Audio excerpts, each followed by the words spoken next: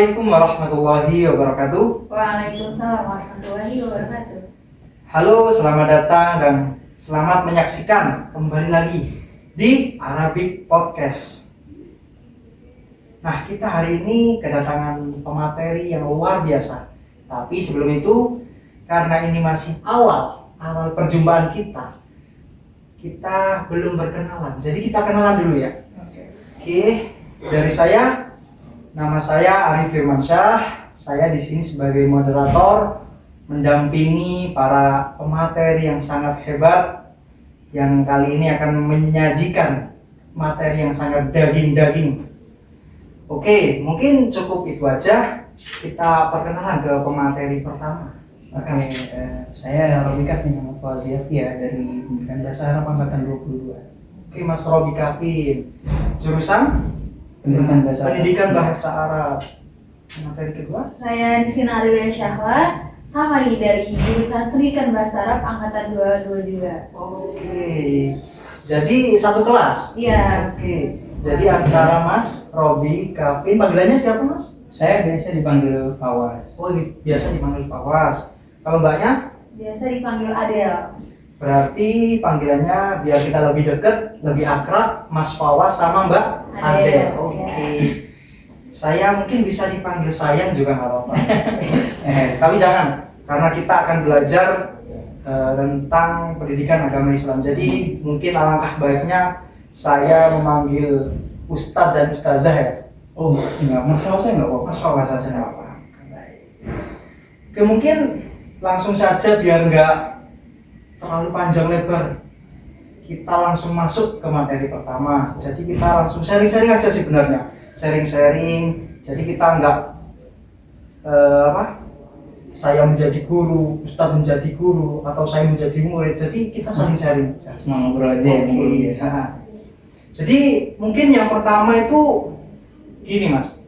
Kalau di Indonesia ini kan ada pembelajaran pendidikan agama Islam. Ya. Nah, kadang kan di telinga kita itu dengar ada pendidikan, ada pengajaran. Itu apa sih bedanya Mas? Nah, iya. Jadi sebenarnya pendidikan sama pengajaran itu nggak beda jauh. Mereka masih berhubungan. Nah, yang namanya pendidikan itu nilai yang terus berjalan tanpa henti ya. Jadi pendidikan apa yang diberikan guru kepada muridnya, apa yang diberikan sebenarnya nggak harus guru, dari lingkungan juga kepada seseorang, itu namanya pendidikan. Sedangkan untuk pengajaran itu caranya. Nah, pendidikan itu substansinya, sedangkan untuk pengajaran itu caranya Mas Arif. Jadi mereka ini saling berkaitan, nggak mungkin dipisahkan.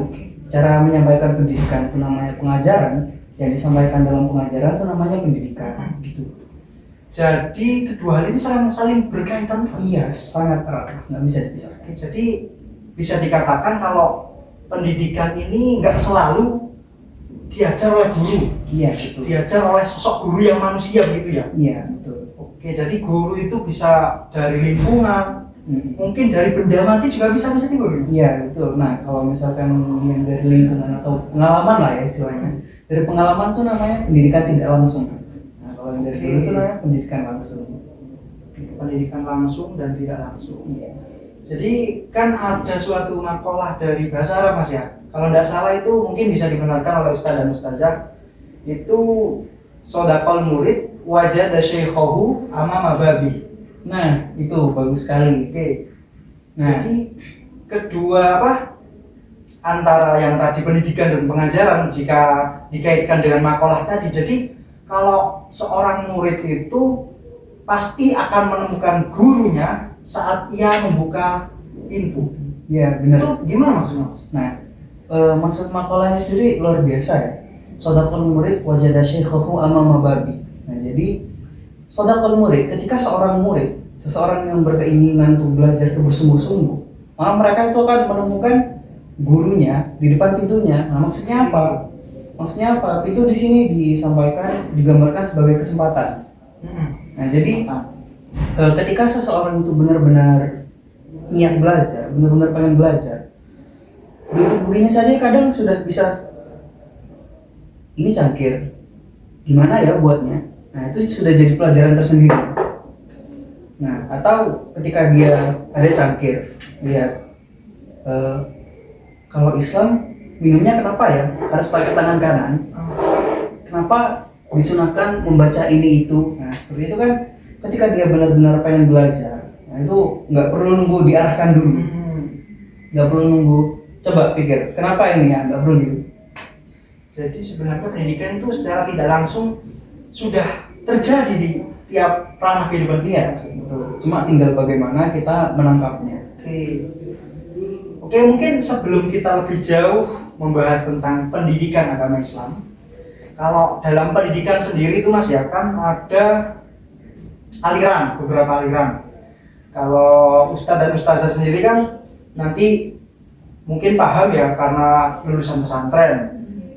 Kalau kita bahas umumnya dulu deh, kalau dari pendidikan itu alirannya apa aja Mas? Atau mbaknya? Nah, aliran itu kan di sini terbagi menjadi 3, yaitu ada aliran nativisme, aliran nativisme, aliran empirisme, dan aliran konvergensi. Oh, ada 3 aliran. Gimana itu maksudnya? Nah, kalau aliran nativisme itu tuh dikemukakan oleh Arthur Schopenhauer. Nice. Nah, itu tuh beliau berpendapat bahwa setiap manusia atau individu itu memiliki bakat dan pembawaan tersendirinya dari lahir. Nah, kemudian hal itulah yang akhirnya menjadi kemampuan tiap individu. Dan adanya pendidikan tersebut atau pembelajaran itu tuh tidak akan berpengaruh dari segi manapun. Oke, jadi di aliran yang pertama nativisme ini meyakini kalau setiap individu itu memiliki kemampuan dari lahir. Jadi sekeras apapun tiap individu itu belajar, nggak ada pengaruh ya? Betul, Mas. Nah ya, jadi fokusnya aliran nativisme ini kepada yang orangnya, kepada orangnya. Jadi apa yang sudah dia bawa dari awal, bukan apa yang dia alami. Tapi kan kalau di Islam sendiri Mas ya, kita kaitkan ya dikit-dikit. Itu ada setiap manusia itu pasti lahir pada fitrahnya. Lahir pada fitrahnya. Itu yang dimaksud fitrah apa Mas terus? Kalau setiap individu memiliki bakat atau memiliki kemampuan, apakah kalau pemahaman saya dengar kata fitrah itu kan kalau kita Idul Fitri itu kembali ke awal atau suci. Kalau itu maksudnya gimana Mas? Ya, fitrah itu ya seperti yang disampaikan tadi, keadaan paling sucinya manusia, paling apa ya, pengalaman dan keinginan terdalamnya. Jadi ketika manusia melakukan suatu kebaikan dan suatu keburukan, nah itu fitrah manusia itu terletaknya di situ. Nah, ketika manusia melakukan keburukan itu kan pasti merasa kayak gelisah gitu kan, karena ada yang salah gitu. Nah, jadi ketika dia misalkan nggak sengaja nyenggol gelas ini, nah terus gelasnya pecah, jadi panik, gimana ya? Nah, jadi fitrahnya manusia itu sebenarnya mengharapkan kebaikan, menginginkan kebaikan. Berarti pasti semua orang itu fitrahnya begitu Mas? Iya, kecuali sebenarnya nggak ada pengecualian ya, cuma kan ada beberapa orang yang memang fitrahnya rusak. Jadi fitrah itu bisa rusak. Ketika seseorang melakukan keburukan tapi dia sudah nggak merasa apa-apa gitu. Nah, itu artinya dia kan hanya berbuat kerusakan saja. Sedangkan fitrahnya manusia adalah manusia makhluk sosial. Nah, ketika dia berbuat kerusakan, nah jelas dia tidak diterima di dalam masyarakatnya.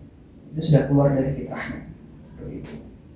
Oke, pembahasan yang sangat mantap sekali.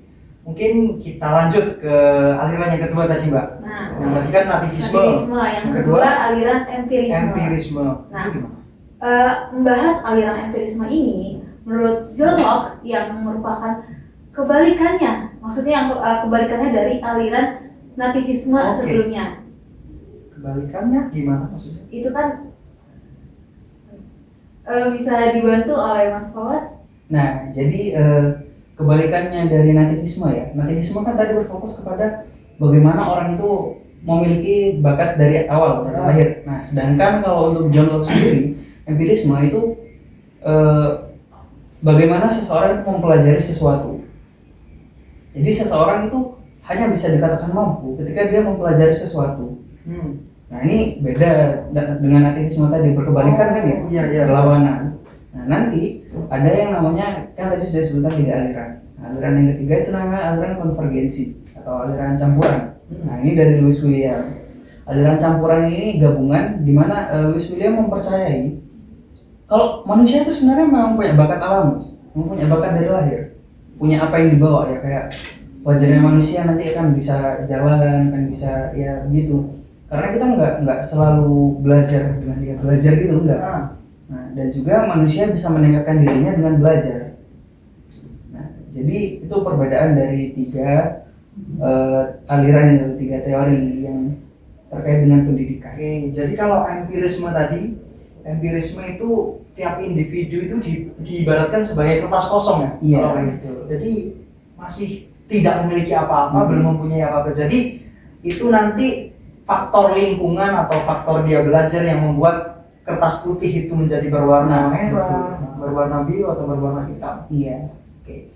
Dan mungkin kalau kita hubungkan ke pendidikan agama Islam, 3 aliran ini yang cocok yang mana? Kalau dalam pendidikan agama Islam sendiri, yang jelas yang ketiga, konvergensi. Nah, ini nanti ada hubungannya dengan karakteristik pendidikan agama Islam di akhir nanti. Karena agama Islam itu menganggap pendidikan agama Islam di sekolah atau oleh guru, oleh ustadz, oleh syekh, oleh kiai, nah itu meluruskan dan menambahkan apa yang sudah dimiliki peserta didik. Nah, jadi dari rumah sudah memang punya sesuatu, tidak kosongan menuju ke tempat belajar. Nah, itu dalam teori KS. Oke, itu tadi secara umum Mas ya. Ya. Kalau dari pendidikan agama Islam kan ada 3 istilah ya. Ada 3 istilah yang kita kenal, yang kita ketahui secara masyhur.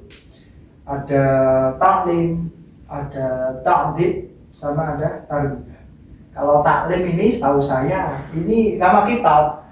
Ya, kalau kita dulu belajar tentang taklim. Nah, kalau ketiga ini perbedaannya apa? Kalau secara signifikannya apa perbedaannya, Mbak?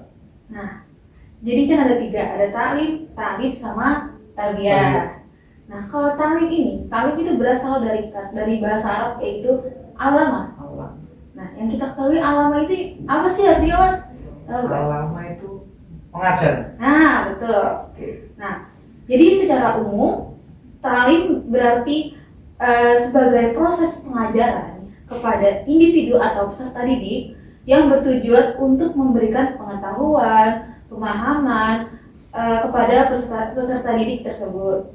Nah, kalau menurut Abdul Fattah Jalal, taklim itu merupakan usaha terus-menerus untuk mengubah seseorang yang awalnya orang tersebut tidak tahu menjadi tahu.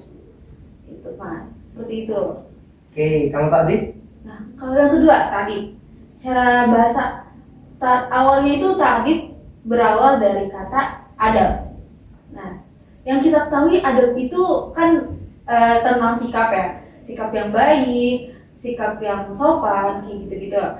Nah, maksudnya ta'dib ini menekankan kepada karakter peserta didik agar memiliki sifat yang baik, agar peserta didik bertanggung jawab, sopan kepada sesama, gitu-gitu. Oke, kalau tarbiyah dulu. Nah, yang terakhir nih, tarbiyah.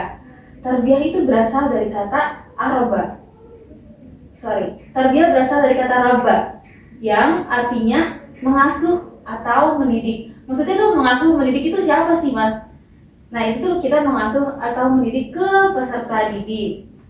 Nah, dalam pendidikan Islam, tarbiyah itu mencakup pengembangan potensi individu secara menyeluruh, baik jasmani, akal maupun jiwa, dengan tujuan agar peserta didik dapat tumbuh dengan baik dalam nilai-nilai agama Islam. Oke, jadi ketiga hal ini saling berkaitan dalam pendidikan agama Islam. Nah, jadi secara singkatnya begini, Mas. Yang dijelaskan Mbak Adel tadi kan sudah luas sekali ya. Secara singkatnya begini. Taklim itu mengajari, jadi transfer ilmu. Ta'dib itu mendisiplinkan. Sedangkan tarbiyah itu membimbing. Membimbing. Nah, jadi setelah kita mentransfer ilmu, nah kita perlu lihat karakternya. Kalau misalkan orang berilmu tanpa karakter yang baik kan juga percuma, nanti malah jadi koruptor, nah itu kan bahaya. Nah, sedangkan kalau tarbiyah itu, tarbiyah membimbing ke arah potensialnya. Jadi misalkan kita mentransfer ilmu dan kita sudah mendidik akhlaknya. Nah, dia berminatnya di mana? Ketika dia memiliki minat dalam kitab misalkan ya, kita bisa tarbiyah membimbing dia ke arah sana. Tapi tentu dengan cara yang baik, dengan cara-cara yang baik. Oke, jadi kalau saya simpulkan karakteristik dari pembelajaran agama Islam itu tak dipilih sendiri mas ya. Karena kalau saya lihat pembelajaran yang lain, misal kita belajar matematika, kita kan nggak diajari tentang etika. Pasti kita hanya di dalam pembelajaran matematika itu hanya ada taklim, yakni transfer ilmu antara guru dan murid, pembelajaran aljabar, pembelajaran faktor ataupun yang lainnya. Jadi tidak ada kayak pembelajaran etika sopan santun itu secara langsung gitu. Nah benar, jadi ketika kita masuk dalam ilmu-ilmu eksak ya, atau ilmu-ilmu yang paten seperti matematika, fisika, biologi, nah itu pastinya kita akan mengajari etika juga, tapi kita sisipkan di luar materi yang ada. Nah, jadi bagaimana sikap seharusnya seorang pelajar, sikap seharusnya seorang ilmuwan. Nah, jadi takdib sendiri merupakan salah satu poin identitas dari pendidikan agama Islam. Oke. Lalu kalau kita lihat dari karakteristik itu tadi, tujuan pendidikan agama Islam itu apa kalau secara umum? Baik, saya akan menjelaskan nih. Nah, secara umum itu pendidikan dan pengajaran agama Islam. Kalau menurut Depdiknas pada tahun 2003, beliau mengatakan tujuannya itu untuk menumbuhkan dan meningkatkan keimanan, pengetahuan, pengalaman peserta didik tentang adanya agama Islam dalam hal keimanan, ketakwaan kepada Allah Subhanahu wa Ta'ala. Oke, jadi dalam pendidikan agama Islam itu kita tidak hanya diajari tentang teori. Iya. Kita tidak hanya diajari tentang kalau rukun iman itu ini, kalau rukun Islam itu ini, tapi kita juga belajar bagaimana cara menumbuhkan, cara melaksanakan itu semua, gitu ya? Iya, betul. Nah, karena itulah pentingnya poin tarbiyah tadi. Nah, kita sambil membimbing, kita nggak hanya menyajikan teori, kita membawa peserta didik, membawa murid-murid untuk melaksanakan apa yang sudah diketahui. Jadi biar nggak cuma tahu doang, karena kan khairun nas anfa'uhum linnas, khairukum man ta'allama al-Qur'an wa 'allamah. Jadi sebaik-baiknya manusia itu yang mempelajari Al-Qur'an dan mengajarkannya. Ya, jadi tidak hanya mempelajari sendiri, enggak. Jadi perlu tabligh juga menyampaikan. Baik. Jadi itu ya teman-teman, itu yang disampaikan oleh para pemateri kita itu sangat berbobot sekali. Mungkin bisa diminum dulu materi, sambil santai kita, jadi nggak terlalu kamu gini. Kita sambil minum-minum nggak apa-apa. Ini rumah kita sendiri, karena semua bumi itu pasti milik Allah. Oh betul. Oke, itu kan tadi tujuan secara umum. Kalau tujuan pendidikan agama Islam yang khusus dan merujuk ke beberapa bidang itu antara seperti akidah, akhlak, itu gimana korelasinya? Nah, jadi pendidikan agama Islam ini ada beberapa ya, cuma dalam tema besarnya itu ada yang pertama akidah akhlak, yang kedua Al-Quran hadis, yang ketiga fikih, dan yang keempat itu ada sejarah Islam. Nah, jadi untuk akidah akhlak sendiri ya seperti namanya berkaitan dengan akhlak dan akidah. Apa itu akidah? Akidah itu cara bagaimana kita berkomunikasi dengan Allah, berkomunikasi dengan Yang Maha Kuasa. Sedangkan akhlak itu cara bagaimana kita berkomunikasi dengan manusia.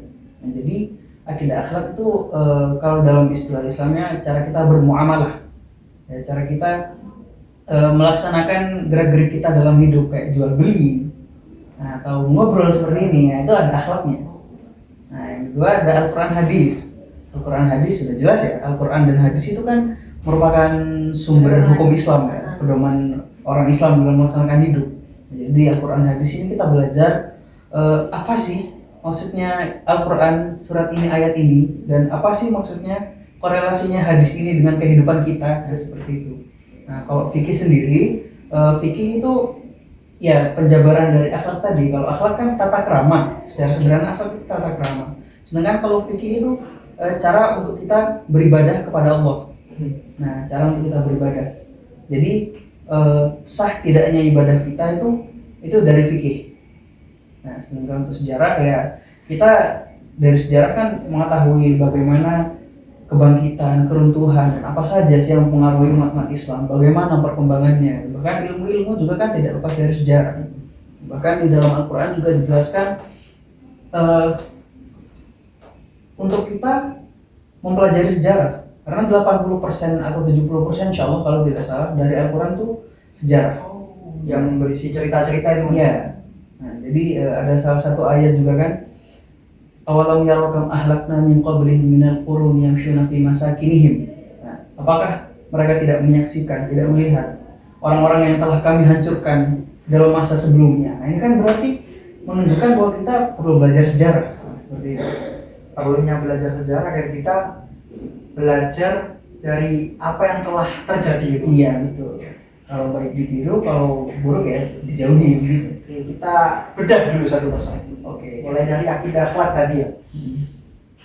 Kan ada pepatah atau apa ya Mas ya? Kalau kita dengar itu al-adabu fauqal ilmi. Itu adab berarti di atas ilmu. Itu maksudnya gimana Mas? Nah, menarik nih. Mungkin Mbak Adel mau jawab. Jadi ya, makasih Mas kesempatannya. Jadi kan adab itu ada di bawahnya, atasnya ilmu. Di atas. Atasnya ilmu. Nah, maksudnya tuh jika nih kita ranking 1, misalkan kita ranking 1 di kelas, pasti kita bangga banget. Terus kita pamer-pamerin ke orang. Nah, itu kan termasuk perilaku yang buruk. Nah, jika kita dengan memendam rasa ria kita dengan ini saya dapat ranking 1, ke teman-teman bilang kayak gitu, terus teman-teman yang lain kan otomatis kayak kok dia pamer banget, ria banget gitu, padahal aku juga belajar kok, kayak gitu kan pasti mikirnya. Terus jika dia ranking 1, terus dia malah ikut men-sharingkan ilmu dia ke teman-temannya, maka kan itu malah dicap baik sama teman-temannya kan. Nah, itulah fungsinya adab itu harus di atas ilmu. Oh, berarti ini sih yang paling saya suka dari pembelajaran agama Islam atau pendidikan agama Islam. Karena kan kalau kita lihat dari penjelasannya Mbak Adel tadi, suatu pendidikan PAI itu dikatakan berhasil itu tidak hanya bersumber dari nilai ya, nilai ujian lah. Iya. Jadi bagaimana orang itu akhlaknya gimana, atas nilai ujian yang baik itu apakah ia sombong atau tidak ya. Iya. Jadi kita lebih kompleks sebenarnya pendidikan agama Islam. Iya, betul. Yang selanjutnya itu ada Al-Quran dan hadis. Wah, mungkin ini yang lebih menguasai memang sangat cocok sekali pemateri kita. Karena kan Mas Fawaz sama Mbak Adel ini dari pendidikan bahasa Arab. Iya. Pastinya sedikit banyak mengetahui arti bacaan sholat, arti bahasa Arab dalam Al-Quran ataupun hadis. Jadi mungkin bisa memahami langsung lah dari sumbernya Mas ya, nggak pakai terjemahan gitu. Sebenarnya kalau memahami langsung dari sumbernya itu mungkin agak sulit ya. Maksudnya kalau misalkan maksud sumbernya Al-Quran dan hadis langsung ya. Tapi memang benar kalau literatur yang terkait Al-Quran dan hadis ini lebih nyaman dibaca kalau dalam berbahasa Arab. Kayak misalkan kitab tafsir atau kitab syarah hadis. Nah, itu lebih nyaman dibaca ketika berbahasa Arab. Karena pemaknaannya bahasa Arab itu sangat luas. Jadi kita tidak bisa langsung plak. Nah, nggak bisa gitu. Kalau bahasa Indonesia sudah bahasa Indonesia gitu kan. Ketika terjemahan. Nah, ketika bahasa Arab ditafsirnya, mereka menggunakan kata fauqa, misalnya tadi kan ada fauqa. Di bahasa Arab kan di atas ada fauqa, ada ala. Kenapa nggak pakai ala? Kenapa pakai fauqa? Nah, seperti itu. Jadi kalau dari sumbernya langsung ada bahasan-bahasan yang lebih kompleks lagi. Jadi kalau kita belajar dari terjemahan itu sangat mungkin itu ada kesalahpahaman, Mas. Nah iya betul, sangat besar kemungkinan kesalahpahamannya, apalagi ketika mempelajarinya sendiri tanpa guru. Nah, Lebih berbahaya. baca sendiri tiba-tiba mengartikan, terus kalau misalkan itu berhubungan dengan akidah tiba-tiba kafir, nah itu kan bahaya. Bahaya. Nah makanya untuk mempelajari Al-Quran hadis, nggak cuma Al-Quran hadis sebenarnya, semua ilmu itu harus ada gurunya. Guru itu sangat penting banget. Iya, selain mengajarkan, juga kan tadi ada tarbiyah, membimbing dan takdib, mendisiplinkan. Nah, ketika kita cuma, iya benar, tulisan dan substansinya ada, cuma bagaimana kita mengolah itu yang nggak ada ketika kita tidak punya guru, gitu. Oke, jadi saya cerita dikit, Mas atau Mbak. Ya. Ada temanku itu habis baca buku agama lah. Tapi entah itu yang dibaca apa. Nah, itu tiba-tiba dia itu kayak gimana ya, Mas ya? Hilang kesadaran atau bisa dikatakan itu nggak 100% lah. Iya. Itu ini juga berarti bukti kalau guru itu sangat berperan penting ya, Mbak. Betul. Kalau kita, berarti itu juga bisa dikatakan kalau akan ada, kalau kita belajar tanpa guru itu berarti gurunya setan ya. Nah, Berarti mungkin saja itu teman saya diajari setan. semoga bukan ya, semoga bukan. Allah. Alhamdulillah. Selanjutnya mungkin yang tadi itu fikih dan sejarah Islam.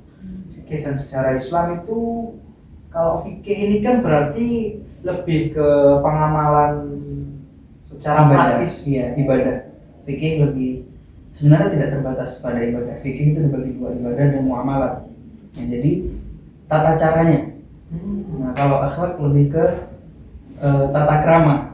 Jadi akhlak tata krama, fikih tata cara. Gitu. Oke. Selain itu di agama Islam itu kan pasti ada beberapa aspek yang dipelajari. Itu apa aja? Kalau kita flashback yang ke materi tadi kan katanya ada tadi hubungan Allah dengan manusia, ada nanti akhlak itu manusia dengan sesamanya, itu gimana maksudnya? Nah, jadi Mas, dalam pendidikan agama Islam itu tidak sesederhana hanya belajar datang pulang, tidak.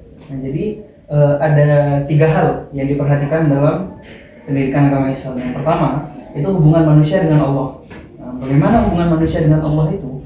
Hubungan manusia dengan Allah ya seperti beribadah, beriman, nah, seperti itu. Nanti hubungannya dengan iman, Islam, dan ihsan. Iman ya seperti yang kita ketahui, cara kita mempercayai sesuatu, apa saja yang kita percaya. Dengan Islam ya melaksanakan rukun-rukun Islam seperti syahadat, salat, puasa, dan lain-lain. Untuk ihsan itu bagaimana cara kita melaksanakan iman dan Islam itu. Nah, jadi iman dan Islam ini kan berupa konsep. Nah, ihsan ini penerapan bagaimana kita menjalankannya di kehidupan sehari-hari. Nah, yang kedua tadi kan disebutkan Mas Arif, ada hubungan manusia dengan manusia. Nah, hubungan manusia dengan manusia ini kan seperti yang saya sampaikan tadi, itu ada yang namanya akidah dan akhlak.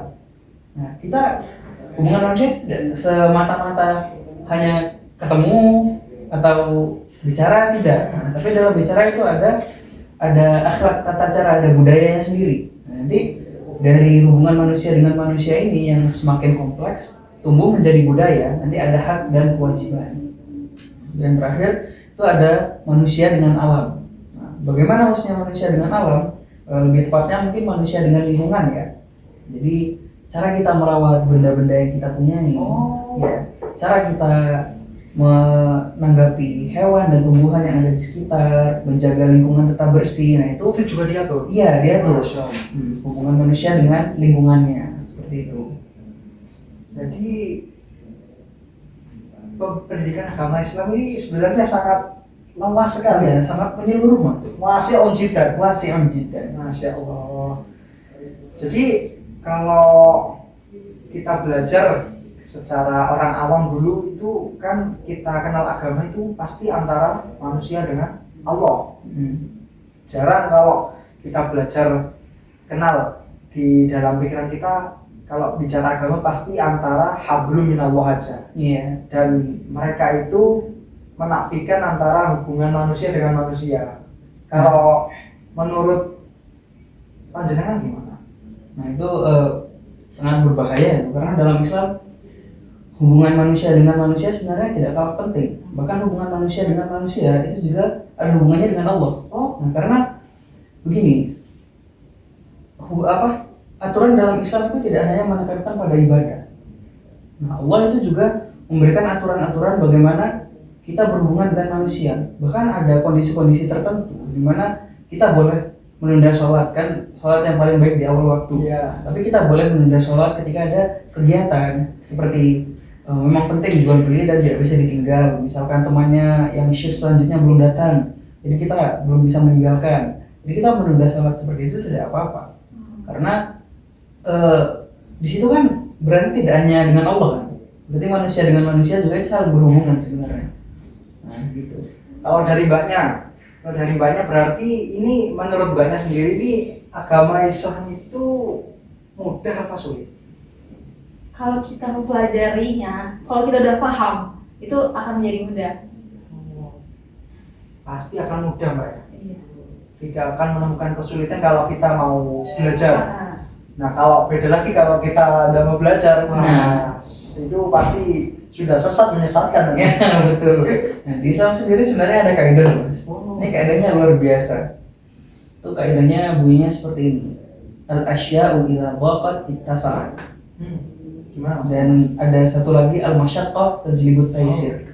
Nah, jadi dua kaidah ini saling berhubungan. Yang pertama al-asya'u idza dhaqat ittasa'at.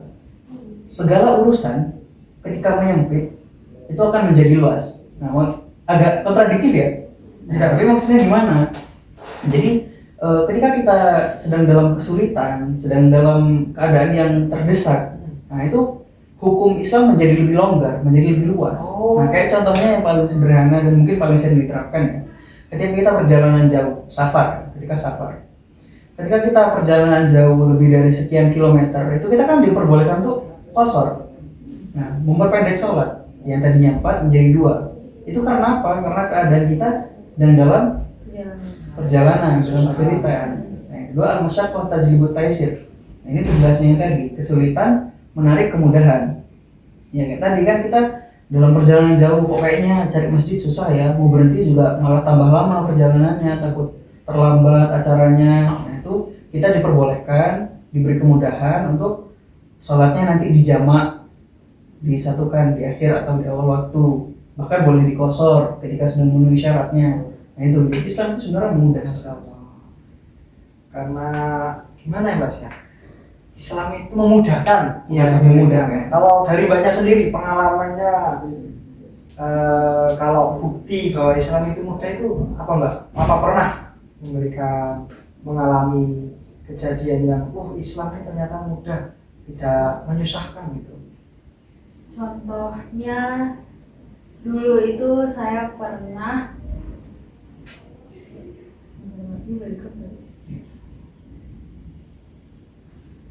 contohnya kayak gini, kan saya sebagai perempuan yang dimana yang aurat itu sangat penting ya, kayak harus menutup, kebanyakan ditutup semuanya. Nah, tapi jika saya waktu itu kebetulan saya dapat kesempatan untuk keluar negeri, ke Mesir contohnya. Saya pernah ke sana dan saya tuh lupa membawa mukena. Nah, sedangkan di Indonesia kan mukena tuh wajib banget kan untuk sholat. Tetapi pas saya lihat di sana, ternyata kalau kita menutup pakai kerudung kayak gini aja dan pakai kaos kaki itu udah sah sholatnya. Asal menutup aurat. Menutup aurat. Islam sangat memudahkan. Masya Allah. Kita lanjut. Setiap pendidikan itu kan pasti memiliki karakteristik. Nah, kalau karakteristik dari PAI itu sendiri apa? Nah, karakteristik PAI sebenarnya ada banyak ya. Cuma yang paling menonjol itu menurut saya yang paling menonjol itu 2. Yang pertama, PAI ini tidak hanya memiliki sisi pengetahuan. Nah, jadi ada 2 ya. Pendidikan agama Islam ini tidak hanya memiliki sisi pengetahuan, jadi juga dengan keyakinan. Karena ada beberapa hal seperti contohnya Isra Mi'raj yang memang tidak bisa kita logikakan, itu harus kita percaya betul-betul dengan iman. Nah, selain itu pendidikan agama Islam itu juga bersifat doktrinal. Nah, maksudnya doktrinal gimana? Jadi berpihak. Pendidikan agama Islam itu ya enggak tidak sebebas itu. Oh. Karena memang dalam Islam sendiri kan ada batasan-batasan tertentu ya dalam agama ya gitu. Jadi gabungan lah Mas ya. Iya, gabungan. Masya Allah. Memang tidak hanya bersumber dari keyakinan, tapi juga pengetahuan. Oke. Kalau nilai-nilai yang dibawa dalam pendidikan agama Islam sendiri itu apa? Nilai-nilai yang di bawah pendidikan agama Islam itu ada 4. Yang pertama ada nilai moral. Ya, intinya keempat nilai ini nantinya akan membantu seseorang itu untuk terus belajar dan terus berkomunikasi dengan lingkungannya dengan baik. Nah, jadi pendidikan agama Islam ini tidak hanya berfokus pada peserta didiknya. Jadi bagaimana dia berinteraksi dengan lingkungan dan orang lain. Nah, seperti itu. Jadi kembali lagi ke pertama lagi. Oke. Jadi sebenarnya semuanya yang kita bicarakan dari awal sampai akhir itu satu kesatuan. Oke, mungkin itu aja Mas ya. Iya. Kalau sebelum kita tutup podcast hari ini, mungkin dari Mbaknya atau Masnya dulu ada closing statement. Mbak, mungkin bagi calon guru PAI seperti saya, mungkin amin. Atau seperti orang-orang di luar sana yang sekarang itu masih belajar, masih kuliah pendidikan agama Islam, mungkin ada motivasi. Ya, saya ingin memberikan motivasi sedikit ya. Pokoknya intinya, jangan pernah menganggap Islam itu sulit. Pasti bagi itu ada kemudahan karena Allah itu akan mempunyai caranya sendiri untuk umatnya agar menjalani kehidupannya dengan mudah. Masya Allah. Kalau dari saya sendiri mungkin saya tambahin dikit ya. Untuk calon guru PAI di luar sana, nggak cuma guru PAI sih. Untuk calon guru-guru, terutama untuk guru PAI, perbanyak membaca. Biar nanti pandangan kita jadi luas, nggak hanya dari satu buku, lalu kita sempit dan mudah menyalahkan orang lain. Nah, makanya perbanyak bacaan kita dan pahami kalau ternyata perbedaan itu ya bukan sesuatu yang buruk, bukan sesuatu yang salah, gitu. Oke, terima kasih Mbak atau Mas. Saya di sini sangat tersegarkan oleh ilmu-ilmu baru. Alhamdulillah. Jadi majelis ini memang majelis yang sangat bermanfaat. Amin. Saya menjadi lebih paham Islam, ternyata Islam itu sangat mudah. Di bayangan saya kalau agama itu menyusahkan, agama itu sangat mengikat. Ternyata beda dari pemikiran saya. Terima kasih. Mungkin cukup sekian podcast Arabic Podcast episode kali ini. Mungkin apa yang telah kita dapat, apa yang telah kita dengarkan dari pemateri hebat Mas Fawaz, Mbak Adel ini dapat bermanfaat bagi kita semua, dapat kita terapkan di kehidupan sehari-hari dan dapat mengantarkan kita menjadi manusia yang bermanfaat dan selamat dunia akhirat. Amin.